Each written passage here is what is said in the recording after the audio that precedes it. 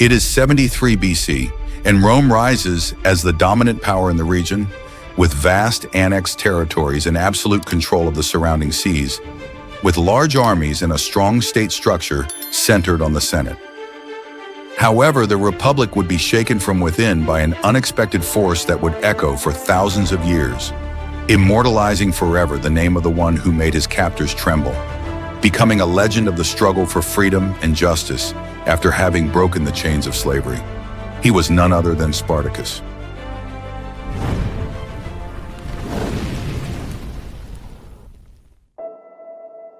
If there was one thing the Romans obtained in abundance with each new military campaign, it was slaves, thousands of them.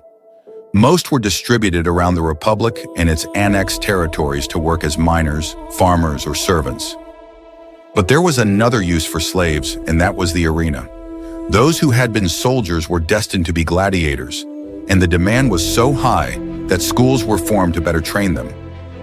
Slaves had no rights whatsoever and could be killed, abused, or tortured in any way without their owners facing any consequences.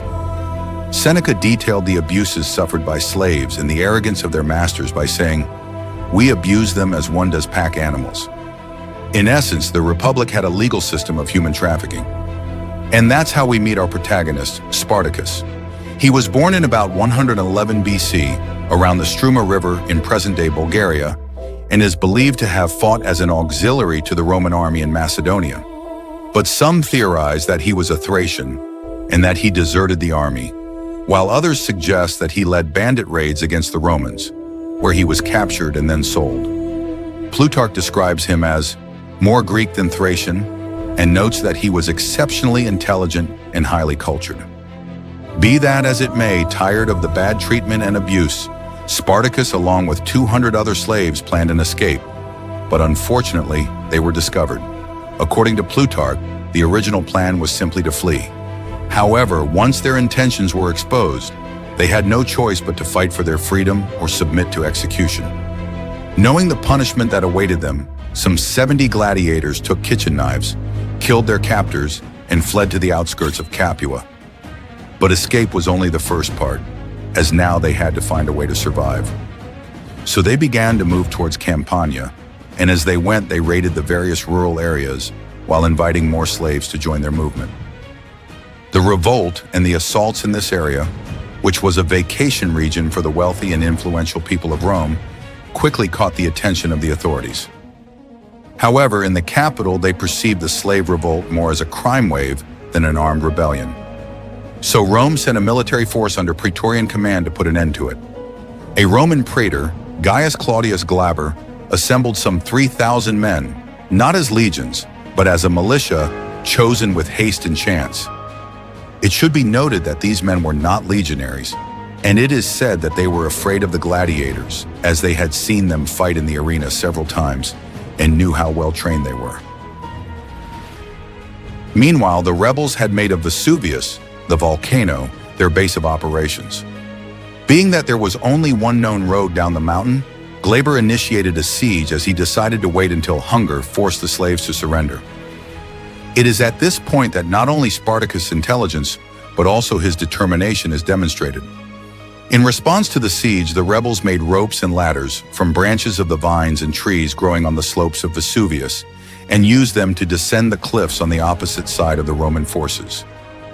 They could well have fled, but surprisingly, and despite their numerical inferiority, they decided to go on the offensive, attacking the army from the flank and taking them by surprise, annihilating the soldiers and putting them to flight. And it is at this point where it is important to mention that women and children were part of Spartacus' group as well. He was accompanied by his wife, and she undoubtedly ignited the flames of freedom in his heart. According to Plutarch, she came from the same tribe as he did, and one day after getting up, she saw how a snake coiled around her husband's head while he was resting. Taking it as a sign, she prophesied that he would possess formidable power and that fortune would come to him at the proper time. After the victory, a second expedition was sent from Rome, and in the meantime, the rebels began to raid the areas surrounding the cities of Nuceria and Nola, with many other slaves joining their ranks. As soon as they were part of the rebel army, they were trained in the fighting tactics necessary to deal with any military units they might encounter. It is even said that on occasion, they would melt down the very chains used to enslave them and turn them into shields or swords. Finally, the second expedition under the command of Praetor Publius Varinius arrived, this time with 6,000 men. And it is here where historians do not know why, but Varinius divided his forces by putting a contingent under the command of his subordinates Furius and Cassinius. According to Plutarch, this contingent was of about 2,000 men. This division is a matter of debate. Some say Varinius tried to make a pincer movement to encircle Spartacus and prevent him from escaping. Shortly thereafter, the smaller group engaged the rebels, but it proved disastrous for the Romans. Both Furius and Cassinius were killed, and their force was decimated, forcing the survivors to flee. The exact size of Spartacus' forces at this point is not known, unfortunately, and neither how and where these battles occurred, but one theory is that they took Varinius' troops by surprise, inflicting heavy casualties and putting them on the run. Varinius managed to escape, but his horse was captured, a thoroughbred horse, which would be ridden by Spartacus from now on. However, during one of these battles, it is believed that Oenomao, one of the gladiators who had fled with the initial group, fell in battle, which was a blow to the rebellion, but not enough to put an end to it completely. No doubt the Romans had twice underestimated the power of the force they faced and believed them to be nothing more than simple vandals, which cost them dearly. Thanks to these successes, more and more slaves joined the rebel forces, swelling their ranks rapidly. By now, winter was coming, and the rebels had their eyes set on going south, an area which was undoubtedly rich in both resources and slaves they could recruit. We find ourselves a year after the slave revolt began in Rome, under the leadership of Spartacus, who now commands a force of about 40,000 people. However, the Republic has decided to put an end to the insurrection by sending two military forces, which are approaching dangerously from both sides, trying to trap and annihilate the rebels once and for all, bringing the matter to an end. The battle that will test the strength of the slaves is about to begin.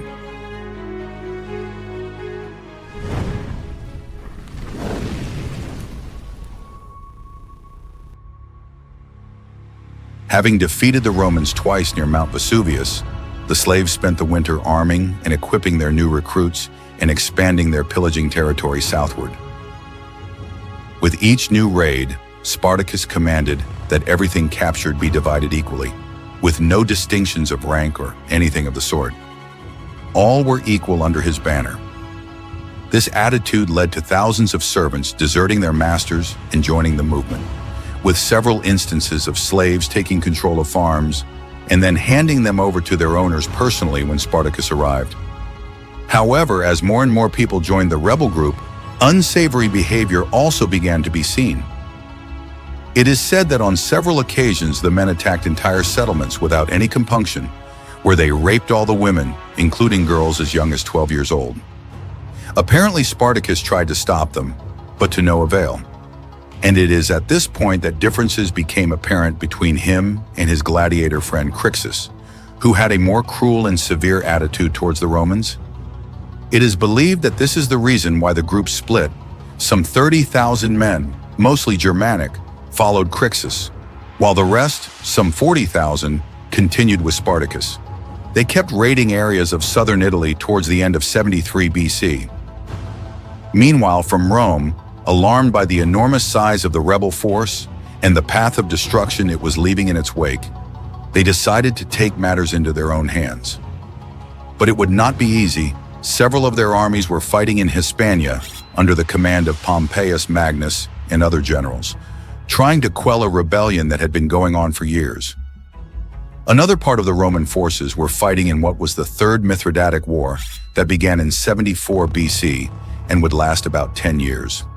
With its veteran troops actively engaged in other territories of the Republic, the Senate opted to form two new legions, which were placed under the command of Lucius Gellius and immediately dispatched to the south, and at the same time, two other legions were recruited to be commanded by Cornelius Lentulus. It was at this moment, at the beginning of the year 72, that the insurgents decided to advance northward with the arrival of spring. According to Plutarch, Spartacus's objective was to reach Cisalpine Gaul and there disband the army so that each individual could return to his homeland. But before they could do so, they would have to march the length and breadth of Italy. The two groups advanced northward, and according to Appian, it was near Mount Gargano where the Romans took Crixus's forces by surprise and decisively defeated them, killing 2/3 of the members of this group. It is worth clarifying that not all the rebels were fighters. Many of them were children, old men and women. From Rome, upon receiving news of the victory and having information that the rest of the army was marching north, the 2 legions of Lentulus were dispatched to cut them off, and Gellius was immediately ordered to push against them from the rear to trap them and put an end to the resistance for good. The slaves continued to move northward as Lentulus advanced and held them back in the hope that Gellius would arrive as soon as possible to assist him.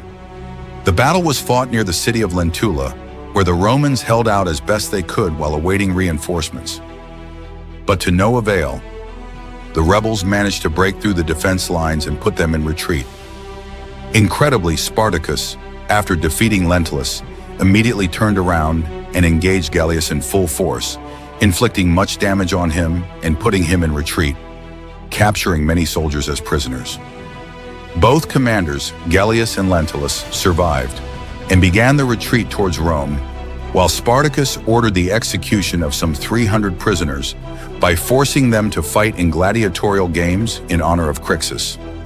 After this, they continued their march northward, and the Roman forces again tried to stop their advance, this time combining the troops that had been defeated with new recruits. Both armies would meet at the Battle of Picenum, where again, Spartacus ordered the advance against the legions, pushing with all his might and fighting to the point of putting them in retreat. This was undoubtedly the most important victory obtained by them so far. According to Plutarch, another battle took place near Mutina, where the governor of Cisalpine Gaul, Gaius Longinus, tried to stop their advance with some 10,000 soldiers. But as expected, he failed due to his numerical inferiority. It is worth remembering that the Romans tended to exaggerate the results of battles, both to boast themselves and to justify enemy victory. In the case of Spartacus, it is likely that excessive emphasis was placed on numbers, exaggerating them to imply that he only won confrontations because of his numerical advantage, and that the Romans decided to fight for honor even when they were outnumbered 4-1.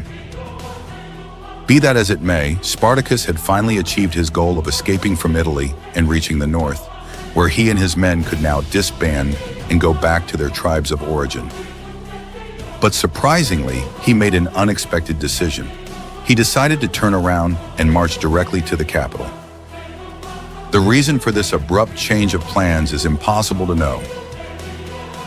Unfortunately, the only existing sources on this war do not come from any of the slaves, not even from Spartacus, only from the Romans. Some modern historians theorize that, having won so many victories over the Roman consular forces, the rebels were intoxicated with their triumphs, feeling invincible. If they continued north, they would have to go their separate ways, heading for an uncertain future. While if they stayed together and continued to fight near Rome, they could continue to obtain food and shelter by plundering the various areas they came across. It is 72 BC, and Spartacus has managed to defeat several consular legions sent from Rome against the rebellion. From the Battle of Mount Vesuvius to the Battle of Picenum, the slave force has grown from just 70 members to nearly 90,000. In the capital, citizens are terrified after learning of the huge mob marching in their direction.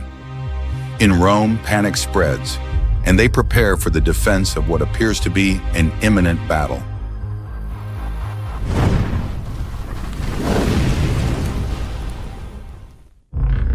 Although Plutarch claimed that Spartacus only planned to escape to northern Italy and then disband his forces, the rebels have decided to turn back and move decisively against the capital.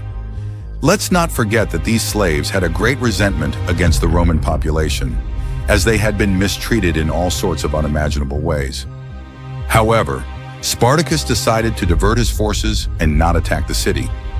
The reason for this maneuver is attributed to the fact that they did not have the equipment to besiege the great city, and also because it would undoubtedly attract the troops of Pompey Magnus, who had been in Hispania fighting a rebellion for several years.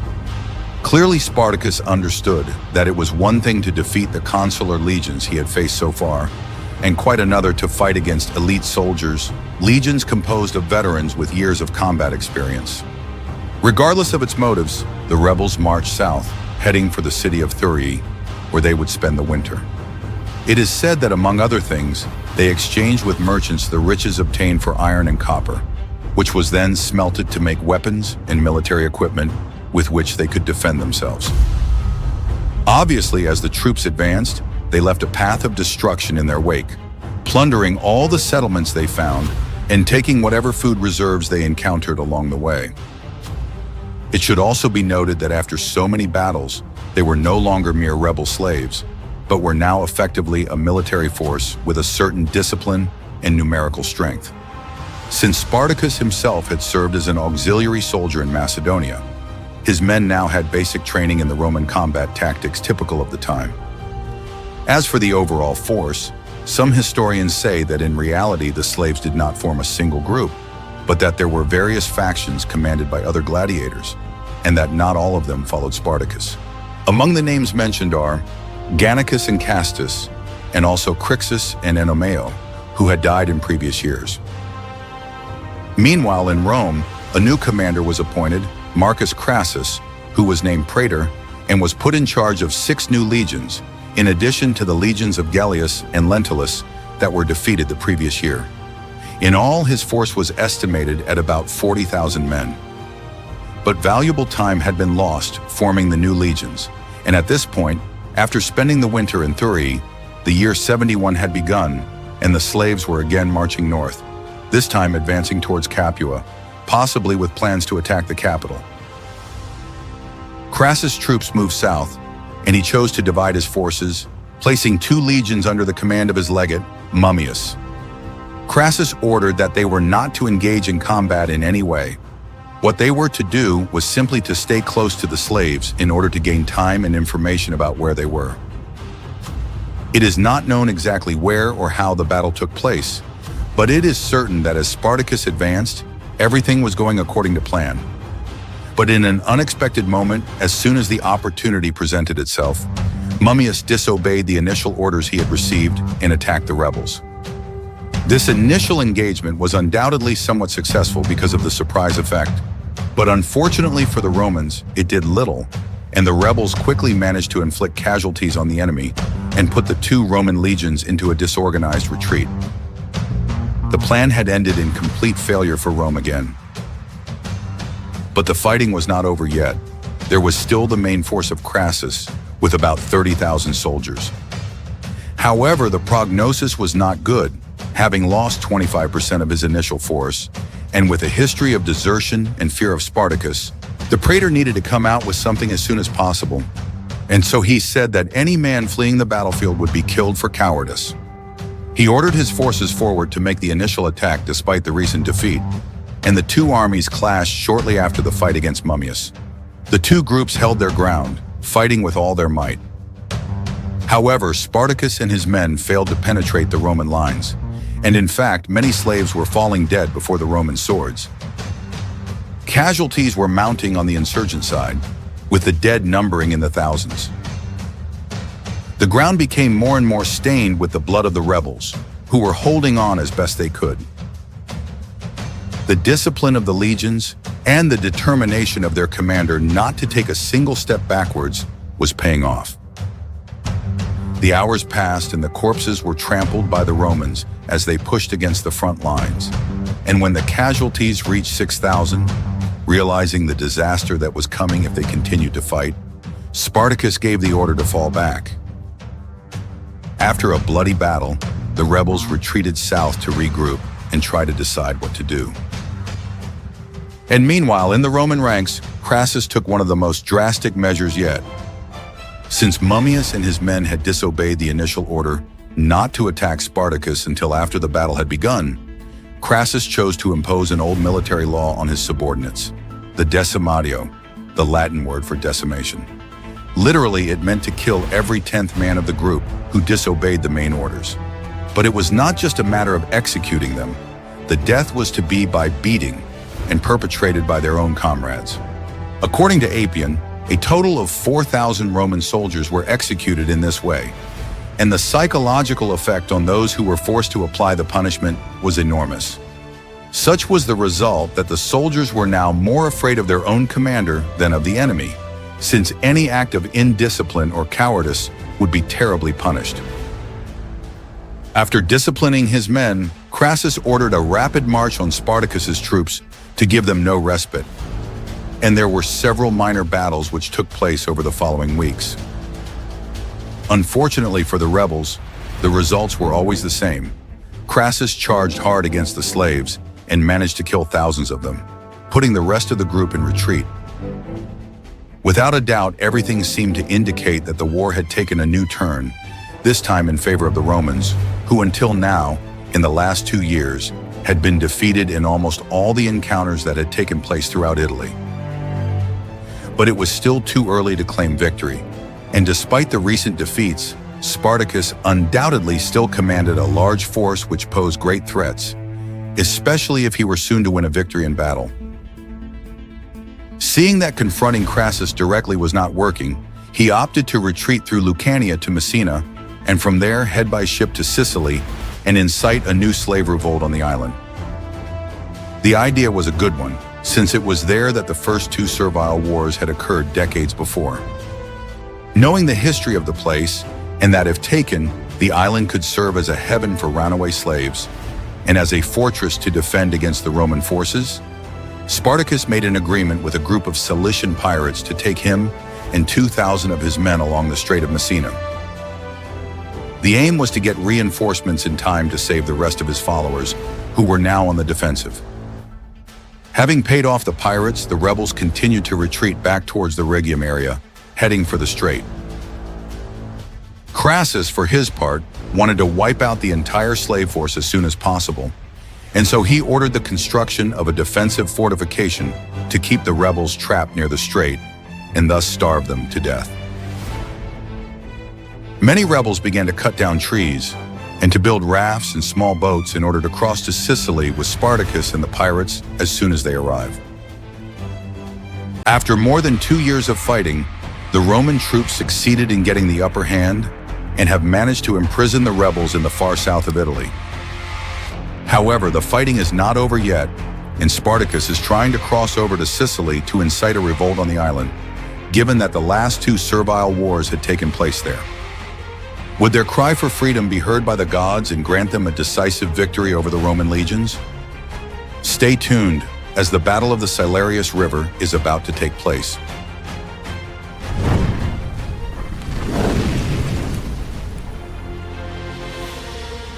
Totiding hostis isiquot servus. As many enemies as you have slaves. The Romans never imagined that such a large slave insurrection could occur, let alone one that would be so devastating to the Republic. However, in the last year, the Roman praetor who has been put in charge of the troops, Marcus Crassus, has managed to defeat Spartacus's forces on several occasions, pushing them further and further south towards Rhegium. The Roman commander wants to put an end to the rebellion as soon as possible, but his troops have suffered heavy casualties and are exhausted after such a long march. While on retreat, Spartacus has made an agreement with a group of Cilician pirates to transport him and 2,000 of his men to Sicily through the Strait of Messina. His idea is to get reinforcements to save the rest of his comrades and possibly move permanently to the island. To prevent the rebels from escaping northward, Crassus has decided to build a large fortification of walls and ditches, which is about 60 kilometers long, some 37 miles. The idea of starving them to death was a good one. After all, such a large army would run out of resources sooner than later. Several groups of slaves have decided to divide their forces and attack different sectors to prevent the fortification from being completed.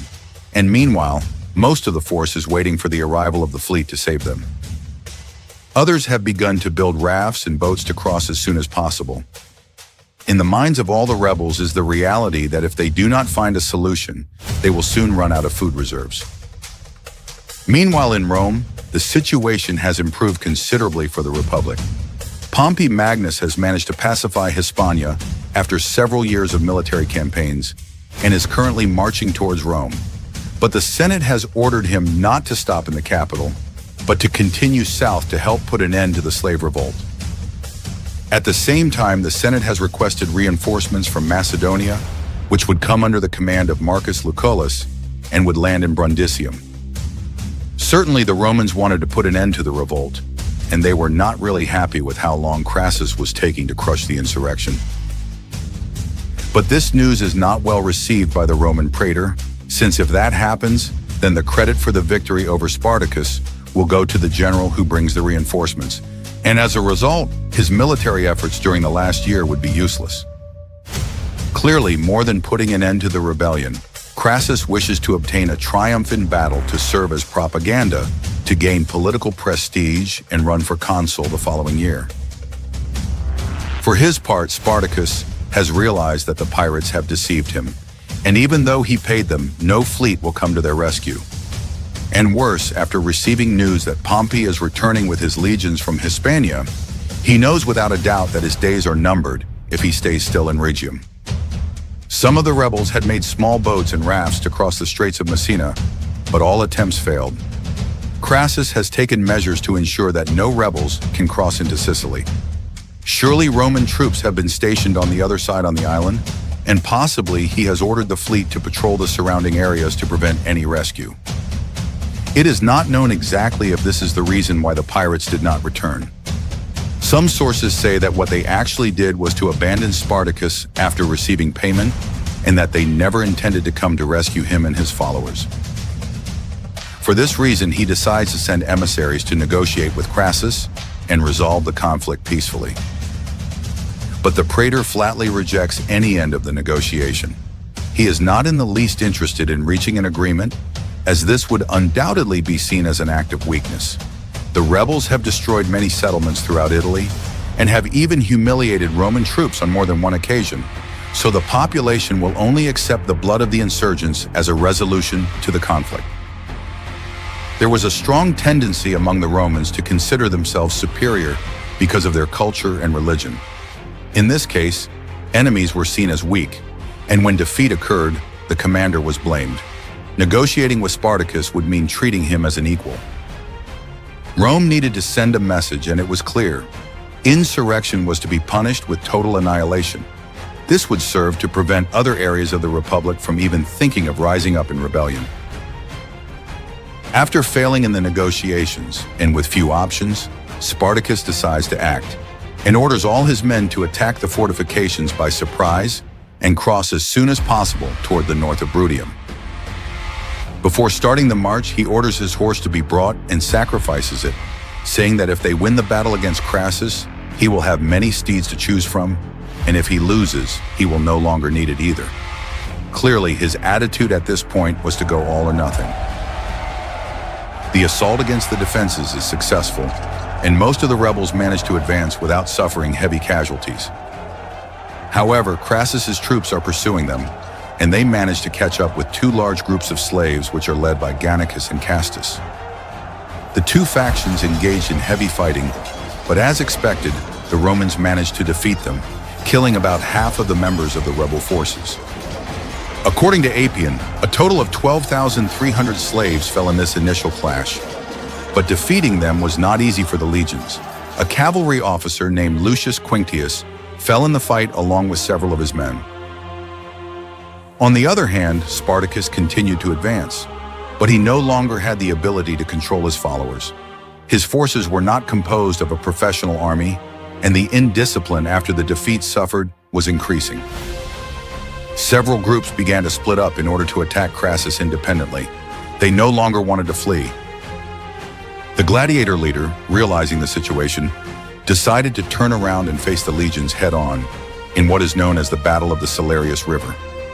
Spartacus' force at this point is estimated to be at around 50,000, but as has always been the case throughout the series, we must remember that most of its combatants were not professional soldiers. Nonetheless, after more than 2 years, in the several encounters they had with the consular forces, they had certainly developed some military skills. On top of that, they knew that if they were to be captured, the consequences would be terrifying, ranging from torture to crucifixion. No doubt this was the battle of their lives. The insurgents charged in a disorganized mob, as there were many who were already engaging the enemy, and crashed into the shields of the Roman formations. Initially, several enemy soldiers fell in battle. Despite having some numerical advantage, large groups of slaves began to fall dead in the face of the discipline and determination of the Roman soldiers. At one point during the confrontation, Spartacus was able to spot Crassus and saw it as his opportunity to obtain victory.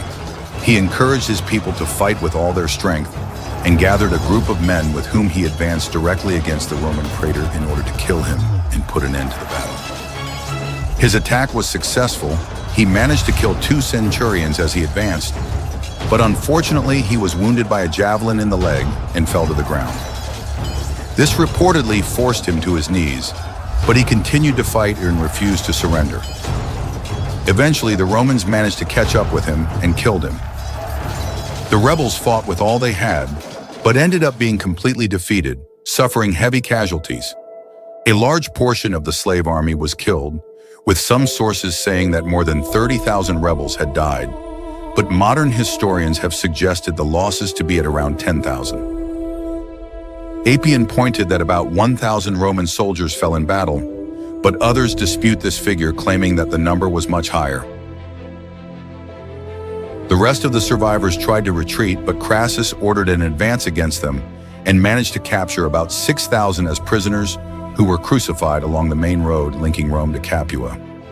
Another part of those who managed to escape, about 5,000, were captured by the troops of Pompey Magnus, possibly in northern Italy, and were executed. The body of Spartacus was never recovered. So many corpses were scattered on the battlefield that it was impossible to find him. Finally, the war was over, and with it the dream of the rebels had died. However, the impact was such that Roman citizens began to rely less on slave labor and to hire employees from the surrounding areas to work on the large rural estates. Although Crassus achieved total victory over Spartacus, it is not his name that went down in history. There is no doubt that the gladiator has been referenced throughout time as a symbol of the struggle against tyranny and for freedom and justice. He was a very charismatic man who inspired thousands of others to follow him, and his death, beyond killing him, served to immortalize him as a warrior who preferred to die fighting rather than surrender or abandon his comrades. We hope you liked our series and that you leave us a like and subscribe to the channel. Additionally, we would like you to leave a comment to confirm that you have come to the fight and that we count on your presence in our ranks. We thank all of you who accompany us day by day. It is thanks to you that we are still here, and we hope to continue marching triumphantly as we travel through time and see the great battles that have taken place over the centuries. Thank you very much, and see you soon.